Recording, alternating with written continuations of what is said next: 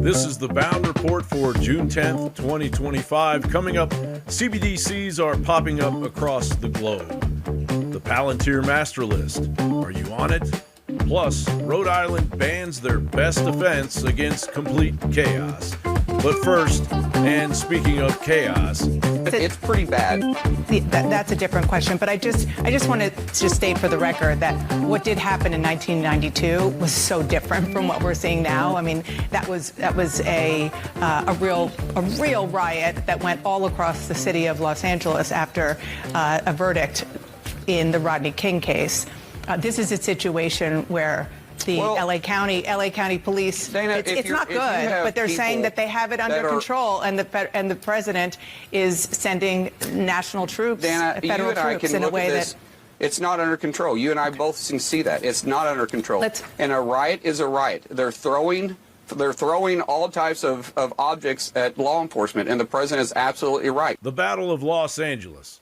Globalist sellouts rage against the machine, wrote the soundtrack for the lunacy now burning its way through the American flag, the LAPD and CHP in Los Angeles, and growing like a socialist cancer across America.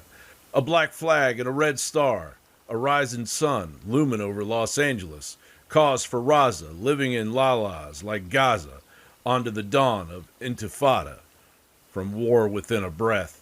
I had planned to do my weekly installment of the Bowne Report newscast 4 days ago, and then, as the Democrat crime spree spiraled out of control, Los Angeles erupted into a chaotic Cloward and Piven festival of looting and Antifa staging drills as riots broke out in downtown LA following ICE raids. And like many Americans, I've just been taking it all in, which, per usual, outside of local Los Angeles news and the BBC and Australian 9 News, American national mainstream media was slow and incapable of doing what needed to be done to follow what was going on the ground. I want to thank KTLA 5 and ABC 7, as well as Agenda Free TV, AXS News, and others who gave us an inside look as the big salaried TV Twinkies sat in their floats in their giant swimming pools, ignoring America's descent into hell while their weekend transpired. Because if necessary, we will mobilize, because we do not want taxes on remittances from our compatriots in the United States to Mexico. The situation began intensifying after Mexican President Claudia Sheinbaum called for protests across the United States, raising eyebrows as to whether her words are, in fact, an act of war. Imagine the carnage if American citizens were in the heart of Mexico City, burning the Mexican flag in the streets and waving an American Betsy Ross flag atop a burned-out patrulla as they hurled rocks at the heads of the policia and demanded their rights as illegal citizens. The response would be brutal, Aztec-style brutal. Yet the response in Los Angeles has been a slow burn, with a level of gaslighting that, with the aid of modern propaganda, has never soared to such heights. And even those who were out of step with what we are advocating, peaceful protest, did not create any violence. Nobody was shot, nobody was killed. Get it in your head. And so, when martial law is called, what are you going to say? I missed the point. Don't miss the point, you all. Don't think that somehow, because they called out the National Guard, there was violence. There was no violence. I was on the street.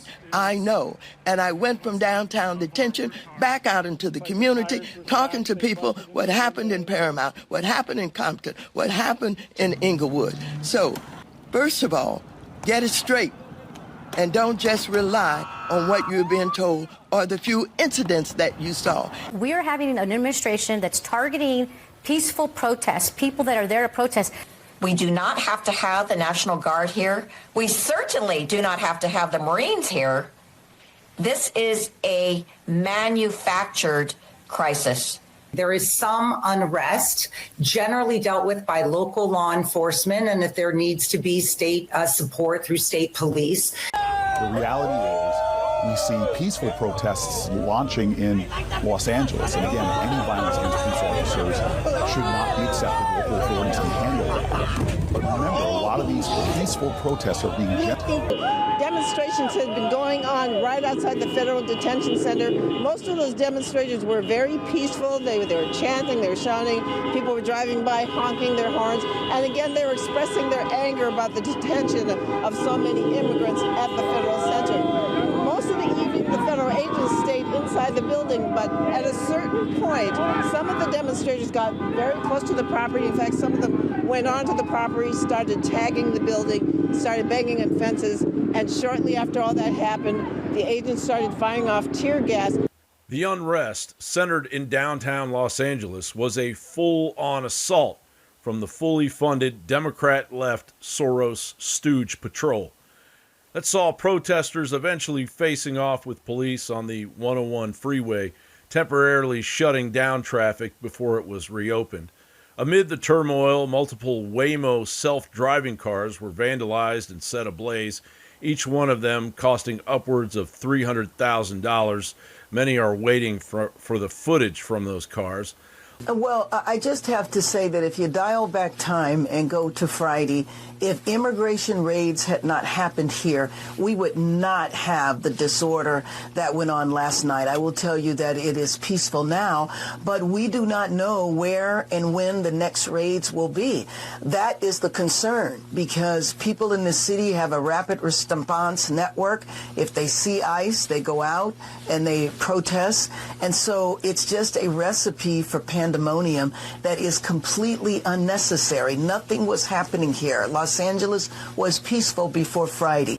Leaks of Mayor Bass's initial response paint a picture of a mayor that yet again broke protocol to interfere in LAPD operations during the initial onset of the LA riots, reportedly preventing LAPD from responding to ICE agents' original call for assistance. And then 2,000 National Guard were activated under Donald Trump. These troops, primarily from the California National Guard, were federalized under a presidential memorandum to support ICE operations and protect federal personnel and property, particularly around the Metropolitan Detention Center in downtown Los Angeles that was getting annihilated. Then the Department of Defense activated 500 Marines to prepare for deployment to protect civilians and law enforcement from violent rioters, while DHS Black Hawk helicopters reportedly hovered overhead. President Trump ordered DHS and the National Guard to take any action necessary to liberate Los Angeles from illegals, vowing to restore order and expel undocumented individuals. Many Americans agreed with him, regardless of what the pundits and politicians were still selling as a peaceful protest that by now was clearly a royal scam. This is called arson. This is a felony. This is an arson, okay? Every single police officer and deputy sheriff right now wants this to end. Because they swear to uphold the peace. They swear to put their lives on the line so that this does not continue. Unfortunately, the governor of California is 100% adding fuel to the flames. His rhetoric is one thing. What he says is one thing. What he does is another. He is absolutely part of the problem that we're seeing here. The hell is this guy? Come after me, arrest me. Let's just get it over with. Tough guy. You know, I don't give a damn. But I care about my community. I care about this community. The hell are they doing? These guys need to grow up. They need to stop. And we need to push back. And I'm sorry to be so clear, but that kind of bloviating is exhausting. So, Tom, arrest me. Let's go. We want to give you a chance to respond. Governor Newsom, in an interview with NBC News, said, quote, just get it over with in terms of you arresting him. He says, quote, he's a tough guy. Why doesn't he do it? He knows where to find me. So, Tom, arrest me. Let's go. That was the governor of California talking to you. Look, I'm not biting on that. The NBC reporter that interviewed me very dishonest. We did a 20-minute interview, and he cuts out a little clip that makes me and takes my words out of context. Here's what we said. And he talked about when I talked about these people that are these protests and rioting. When they cross the line, they got that. Well, here's why I said they have a right to protest. They have the First Amendment rights, but they can't cross that line. They can't cross that line of impediment. They can't cross that line of putting their hands on officers. They can't cross the line of knowing, concealing, and illegal alien, because they're all federal crimes. They're in statute, and they will be prosecuted. When he asked the questions, that include Mayor Bassett, Governor Newsom, I was clear. They haven't crossed the line, but they're not above the law either. If they commit a crime, they certainly will ask for prosecution. That's what was happening. I never threatened to arrest Governor Newsom, so I'm not biting off on that. It's just that reporter is dishonest, and let him play the whole 20-minute interview, and you'll see a whole different discussion that we had. Gavin Newsom, after President Trump said in the noon hour in the Oval Office that he called him yesterday or the other day, Gavin Newsom tweeted the following. He said, quote, "There was no call. Not even a voicemail. Americans should be alarmed that a president deploying Marines on our streets doesn't even know who he's talking to." Well, President Trump contacted me from Air Force One on his way to Fort Bragg, North Carolina, where he'll be in just a little while. He said the first call to Gavin Newsom was not picked up. The second call Gavin picked up. We spoke for 16 minutes. I told him to essentially, quote, and this is quoting the president, "get his ass in gear and stop the riots, which were out of control more than anything else. This shows what a liar he is." Said I never called. So here is the evidence. And here is the call log that the president sent me from his phone. This was June the 7th. Now, granted, this was on Saturday. But look, there's 1:22 o'clock in the morning. Which would have been 10 o'clock at night, 10:22 at night, California time. There was an outgoing call for 4 seconds. And then there was an outgoing call for 16 minutes. So that from the president, which says is proof that he spoke to Gavin Newsom early in the morning, our time, late at night, Friday night, would have been June 6th, I guess, in Los Angeles. So there is a lack of cooperation with the state of California and local officials. There's not our hearts and prayers go out to every single deputy sheriff right now that are just absolutely exhausted and watching this unfold. This could end right now. Representative Maxine Waters attempted to enter the Los Angeles federal building, citing congressional authority and controversially demanding citizenship for illegal rioters, fueling the ongoing accusations of an obvious Democratic plot. I need to get in. I need to get in.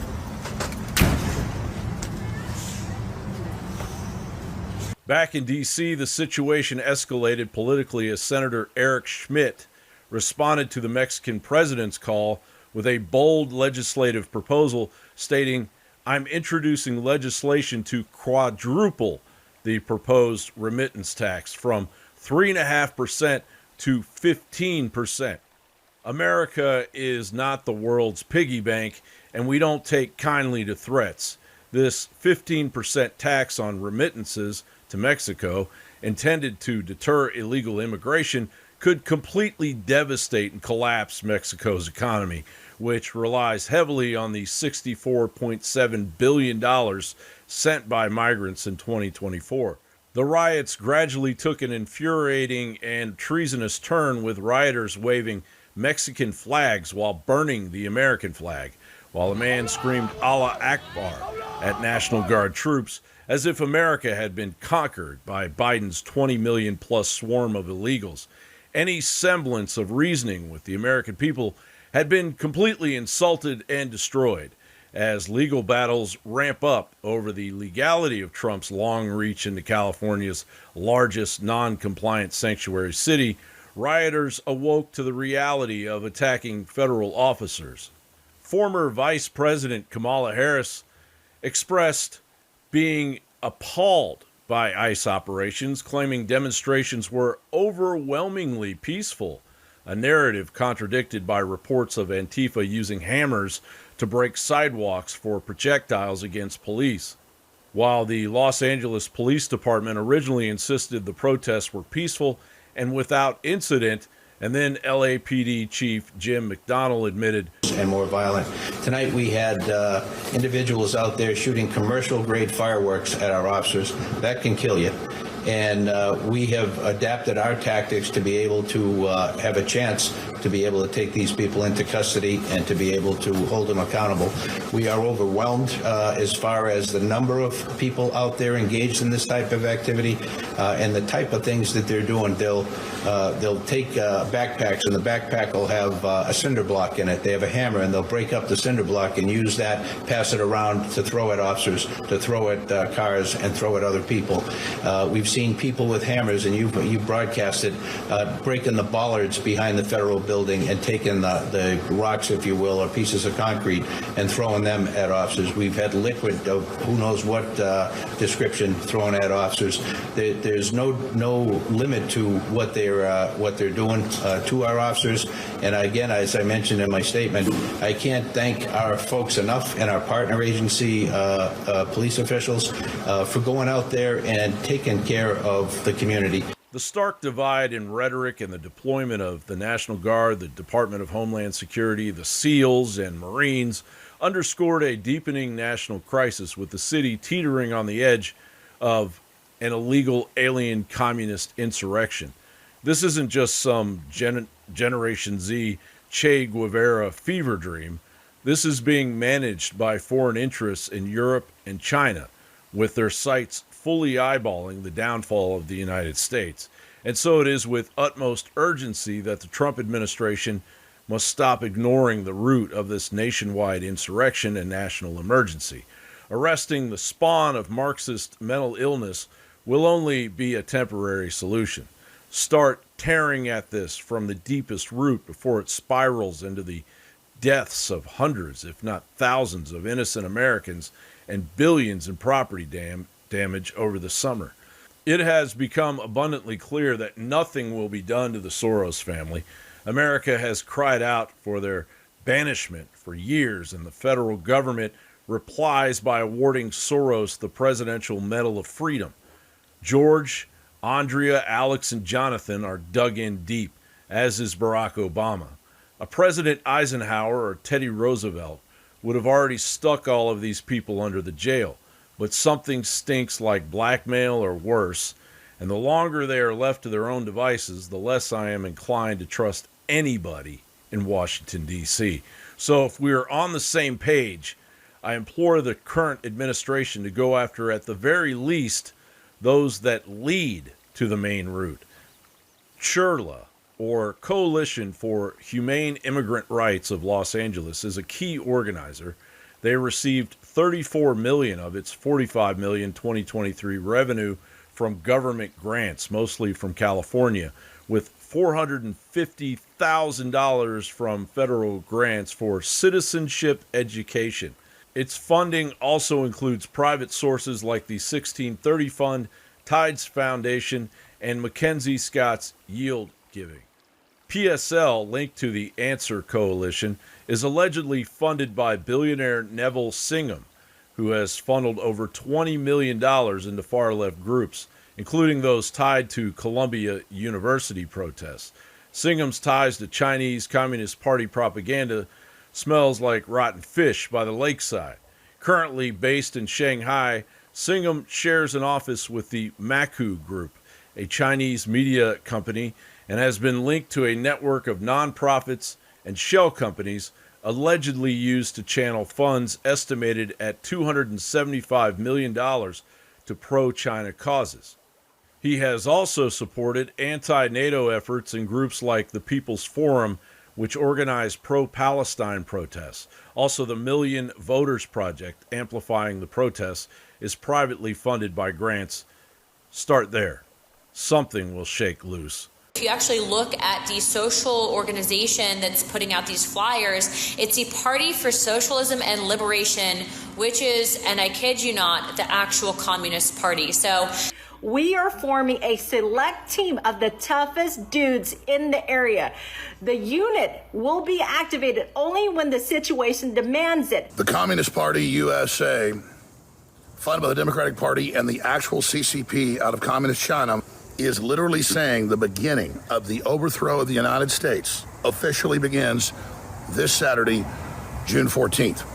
Now, John Podesta's war gamed this. This is all on record. they're really planning to do this. And when there's a federal response, there's got to be, they're going to call Trump a dictator. They're going to stage false flags against these big, violent mobs and demonstrations and blame it on Trump supporters.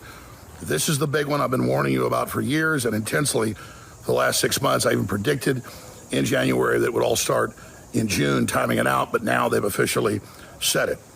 The riots spread to San Francisco and New York City, where anti-ICE protests escalated after Antifa's call to arms. This insurrection of the United States that followed the invasion of the United States by swarms of foreign military-aged males has the potential to spiral out of control over the summer of 2025, making the George Floyd Summer of Love look like a movie trailer. As underfunded blue city police departments are tested and exhausted and sleeper cells of various anti-American ideologies within the United States are activated, it becomes abundantly clear that the Insurrection Act of 1807 was created for this very moment. Do you think that President Trump should invoke the Insurrection Act? Well, that is effectively a function of available resources. So when they fully ramp up what they think is the optimum number of National Guardsmen, and if they still aren't quelling the violence, then yes, is the short answer, just as it was done in LA back in 1992. And so that's what that tool is for. And the president has made it clear that unlike his first term, he's willing to use it. I think we all take him seriously on that. He's already moved National Guardsmen in a way he did not during the riots in 2020. I can tell you, if you think of Portland, Oregon, where we had 340 officer injuries in the summer of 2020, 340 officers injured. And the governor Brown there would not bring in the National Guard, and President Trump didn't override it, as he has the authority to do. I hear you, Ken, but you raised a very serious thing, so I just want to ask you. You said the Insurrection Act, it's really a matter of available resources. I don't know that that's how a lot of people would read it. Are you saying that it's really just a matter of if they don't have enough guard, then they can go ahead and deploy active duty military like these Marines have been readied, and that's okay because of the Insurrection Act? That's exactly what the Insurrection Act says. By Monday, June 9th, 2025, the local Los Angeles police presence looked like a scene out of a Terminator movie as opposed to the backing down they had been faced with in prior days. Now, with total backup, police established perimeters, then calmly and methodically loaded up buses with suspected illegals, then slowly pushed the remaining crowd back with batons. While the crowd lobbed fireworks at police eventually responded with tear gas. The units primarily involved in dispersing crowds during the immigration protests were the Los Angeles Police Department, the Los Angeles County Sheriff's Department, and California Highway Patrol. The LAPD declared unlawful assemblies in downtown areas and used less lethal munitions such as tear gas, flashbang grenades, rubber bullets, and 37-millimeter foam baton rounds to disperse protesters. The LASD and CHP assisted with crowd control and traffic management, with CHP notably clearing protesters from the 101 freeway using flashbang grenades. Earlier that day, 2,000 more National Guard had been activated, while the other 2,000 California National Guard troops from the 79th Infantry Brigade Combat Team that were already there were deployed under Task Force 51 to secure federal buildings like the Metropolitan Detention Center. They did not directly engage in crowd dispersal, focusing instead on maintaining perimeters. Additionally, 700 Marines from the 2nd Battalion, 7th Marines were on prepare to deploy status, but were not reported to have dispersed the crowds. Social media posts and news reports confirm that the Los Angeles Police Department, Sheriff's Department, and Highway Patrol were the primary units actively dispersing the crowds. On a side note, journalists faced aggressive actions from the LA Police Department Earlier, Lauren Tomasi of 9 News from Australia was hit by a rubber bullet. That was on June 8th near the Metropolitan Detention Center. And a World Socialist website reporter was injured, one by a U.S. immigration officer's rubber bullet, but they weren't arrested. Also, reports of journalists being kettled and threatened with arrest during mass arrests on June the 9th, but these lack official confirmation. The LAPD declaring unlawful assemblies in downtown areas, arrested at least 39 people for actions like vandalism, with no clear indication journalists were among them. Except for, of course, a CNN journalist, Jason Carroll, who was briefly detained by the LAPD on June the 9th. During a live broadcast, Carroll was detained and questioned by police who escorted him away with his hands behind his back. And then an officer informed him that we're letting you go, he said. You can't come back. If you come back, you will be arrested. The detention was short, and he was released with a warning not to return to the protest area, which is a pretty light sentence. As a journalist, I've experienced my own impulsive police entanglement. Be aware, all the manipulators of the masses need is some anti-immigrant MAGA MK Ultra cutout to light a fire under the hornet's nest of these so-called peaceful immigration protests, igniting the awakening of a civil war of sorts, a FAFO version of Cloward Piven, if you will. President, from the moment Donald Trump entered the public sphere, he has thrived on division and diversion. He fans the flames of chaos, then pretends to be the firefighter, always looking for someone else to blame for the infernos he helped ignite, all in an attempt to divert Americans away from his many failures. And now, Donald Trump, cornered by his own failures, from pushing a heartless bill that would rip health care away from 16 million Americans and raising costs from his reckless tariffs, to waging war with Elon Musk, Trump is desperately seeking a distraction. His order to deploy the National Guard and Marines, our own troops on Americans, is not just outrageous and provocative, it's a dangerous authoritarian overreach that threatens the very fabric of our democracy. This isn't leadership, it's provocation. To be very clear, violent protest is not the answer for achieving the work of justice. Full stop. Protest must remain peaceful, and law and order must be maintained. Though let me emphasize, deploying federalized troops without a state's consent hasn't happened in over 60 years, and when it did, it was to protect civil rights heroes marching for justice in Selma, Alabama. That moment was about progress. This one is about power and intimidation.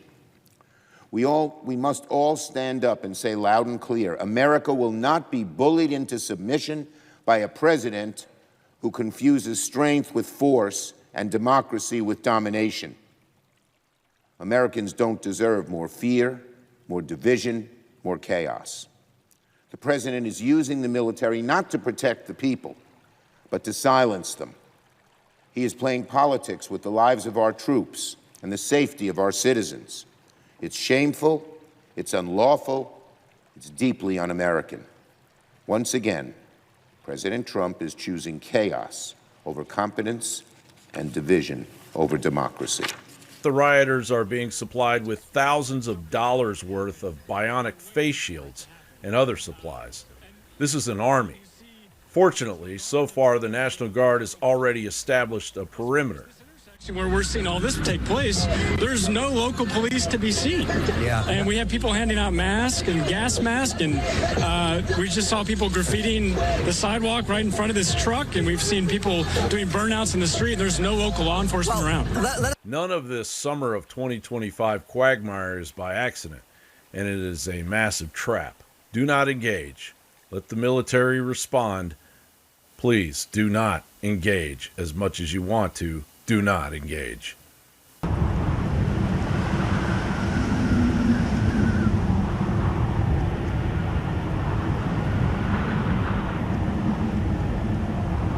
And the only way to fight corruption is to wield positivity and awareness, to attune yourself to a higher vibration, to relieve yourself of your aches and pains. And that is a real possibility.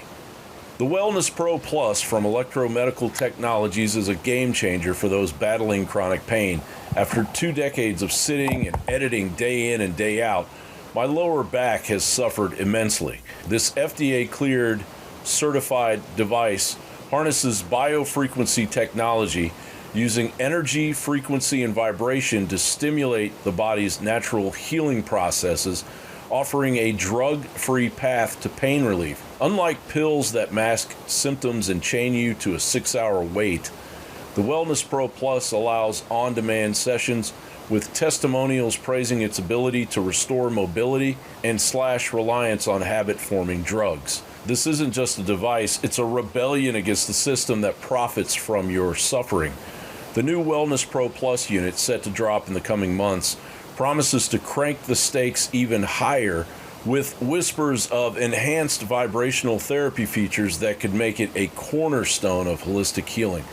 Building on the success of its predecessor, this upgraded model is rumored to integrate advanced frequency algorithms and localized vibration therapy, drawing from the science of vibroacoustic therapy to retune the body at a cellular level. Vibrational therapy, rooted in ancient practices and modernized by pioneers like Gustav Zander, uses low-frequency oscillations to boost circulation, ease muscle tension, and even improve mental clarity. The Wellness Pro Plus is poised to empower the people, not the elites, with a tool to reclaim true wealth, your health. If you're interested in learning more, please contact me at boundreport@substack.com. Again, that's boundreport@substack.com about the Wellness Pro. And if you happen to visit their website, please tell them that you heard it on the Bowne Report. This device is a game changer. My family's used it for 5 years now, and in future Bowne Report Substacks, I will be exploring vibrational healing. Ancient Healing is available again.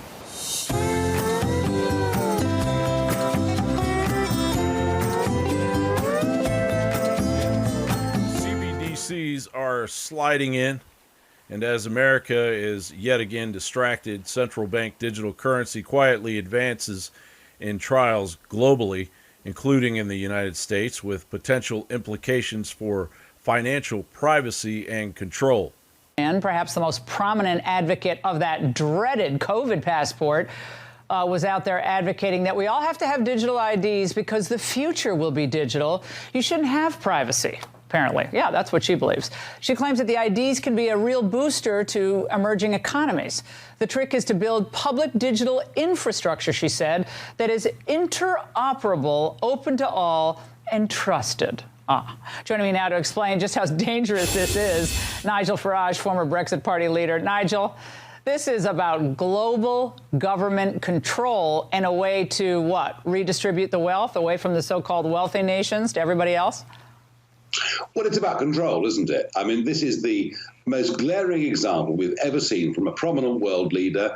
Von der Leyen is the president of the European Commission, 450 million people living within that union. Oh, and by the way, she's unelected, she's appointed, and here she is brazenly saying we need a digital ID card or app on our phones. Now, bear in mind, France and Germany are trialing this already. The European Union, she wants this to be enforced by the early 2030s and, may I add, backed up by a central bank digital currency, living in a cashless society. And now she wants the whole thing to go global. Can you imagine? On this ID card will be not just your date of birth, your gender, your eye color, your height, your approximate weight. There will be your vaccine status, your financial status, and goodness knows what else will be on that card. Can you imagine this data falling into the hands of bad actors? Mainstream outlets like Bloomberg or Reuters have covered CBDCs sporadically, but specifics about recent U.S. pilots or their progress are often absent from major headlines, possibly due to their technical nature, but the Federal Reserve's ongoing research into digital currencies warrants steady monitoring by the public.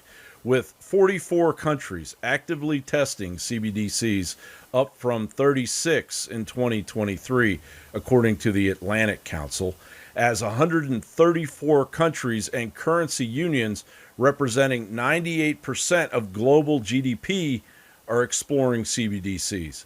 Of these, 66 are in advanced stages or near launch. Only 3 countries have fully launched retail CBDCs: the Bahamas with their Sand Dollar, Jamaica with its Jamdex, and Nigeria with eNaira. The Eastern Caribbean Currency Union's D-Cash was launched but paused in 2024 due to its technical issues. What's the big deal with a CBDC? Picture a digital dollar not as a shiny new tool for convenience, but as a leash, slowly tightening, unyielding, and tracked in real time. Unlike cash, which you can spend anonymously, a CBDC lives on a centralized ledger, every move recorded, every purchase scrutinized. Governments could freeze your account with a keystroke, not because you broke a law, but because you said something they didn't like on X or protested a policy they're pushing. China's digital yuan is already there, and it's horrifying. People are thrown into the streets with nothing.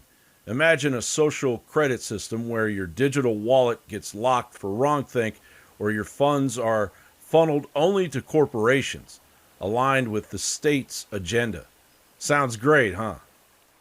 The Federal Reserve's own Project Hamilton and the New York Fed's experiments show that they're testing this tech, and while they claim it's about efficiency, the potential for surveillance is undeniable. Once physical money is gone, there is no escape. You're a tenant in their digital cage, your last ticket of freedom traded for a QR code. Are you on the Palantir master list? And the architects of that digital cage, Palantir, the shadowy data mining giant, have been meticulously building what's being called a master list of personal info on every American. According to reports from the New York Times, Trump's March 2025 executive order pushed federal agencies to share data, and Palantir's Foundry platform is the tech's backbone, gobbling up everything from DHS to Health and Human Services data. This isn't just about tracking illegal immigrants, though that is a major step forward and the redeeming component of this. It's about creating a surveillance juggernaut that could map out your whole life, from your tax returns to your travel history. With Palantir's stock soaring over 200% since Trump's election, yeah, it's a big problem. Founded by Peter Thiel, who has been quietly embedding Palantir into the federal machine for years, raking in over $113 million in contracts since Trump took office, including a massive $795 million Pentagon deal. Their tech, already used by ICE for deportations and by the Israeli Defense Forces for targeting in Gaza, is a data hoovering beast that can stitch together detailed portraits of anyone. Palantir's response? Their execs claim they're just making the world better, but that rings hollow when you consider their track record. You know, good old Minority Report style predictive policing in Los Angeles, or drone strikes at your fingertips in the Middle East. This master list could give the government unprecedented power to snoop, track, and control. The question isn't just what they're collecting, it's what they'll do with it. Big Brother is alive and doing very well for himself.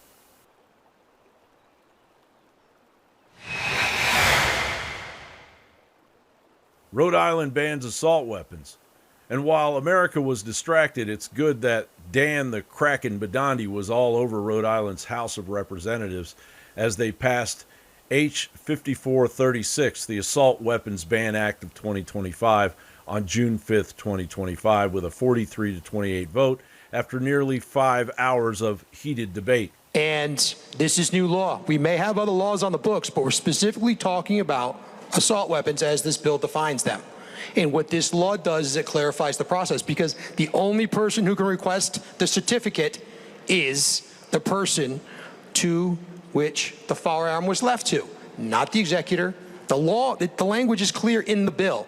What matters is what's in the bill. The language of the law that we're going to pass now trumps anything else that we have passed in the history of our chamber.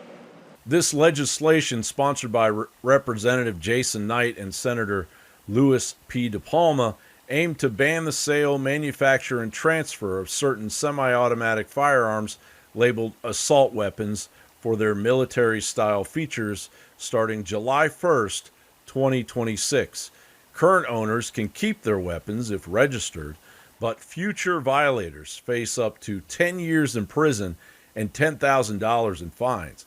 The Rhode Island Revolver and Rifle Association slam it as a Second Amendment violation, claiming it targets law-abiding citizens while criminals ignore the laws. Rhode Island joins 10 states: California, Connecticut, Delaware, Hawaii, Illinois, Maryland, Massachusetts, New Jersey, New York, Washington State, and Washington, D.C., which already have assault weapon bans, with neighbors Connecticut, Massachusetts, and New York setting regional precedent. The legislation now heads to the Rhode Island Senate, where its companion bill, S-0359, awaits a floor vote after a contentious 7.5-hour Senate Judiciary Committee hearing on May 14, 2025. Timely Supreme Court intervention in these related cases could have set a precedent to challenge or limit such bans, potentially altering Rhode Island's legislative approach. The absence of earlier action from the court has left Rhode Islanders knowing that an opportunity to clarify or protect constitutional protections was missed, intensifying the ongoing legal and political battles over gun rights in the state. If passed, Governor McKee has vowed to sign it, making Rhode Island the 11th state to enact such a ban. However, gun rights groups are mobilizing for the 2026 Democratic primary to challenge McKee, and legal battles loom, with critics citing potential conflicts with Second Amendment rulings like New York State Rifle and Pistol Association versus Bruin of 2022. Good luck, Rhode Island, but now may not be the time. If you hadn't noticed, something wicked this way comes. You are the autumn people. Where do you come from? The dust. Where do you go to? The grave. Yes. We are the hungry ones. Your torments call us like dogs in the night. And we do feed. And feed well. To stuff yourselves on other people's nightmares. And butter our plain bread with delicious pain. Like everything on this amazing planet, all the information in this newscast is intricately connected to each other. It leads to the bigger picture, a bigger picture where you are hopefully somewhat informed, and we can find a way towards sanity for our demented civilization in the very near future. Thanks for listening. I also want to thank recent paid subscribers to the Bowne Report. With the growing support, I will in the very near future provide a daily newscast that counters the legalized propaganda with a daily dose of news that largely goes unreported, and a forecast for what is coming down the pike. It's due to the support of the kind folks that became paid subscribers that will make a weekly Bowne Report a reality. So again, I thank you, and the truth thanks you, even the half-truths thank you. Please subscribe to the Bowne Report on Substack and or engage with me on X at Newsbound, and you can also now find a weekly news broadcast on YouTube at John Bowne Reports. John Bowne reporting.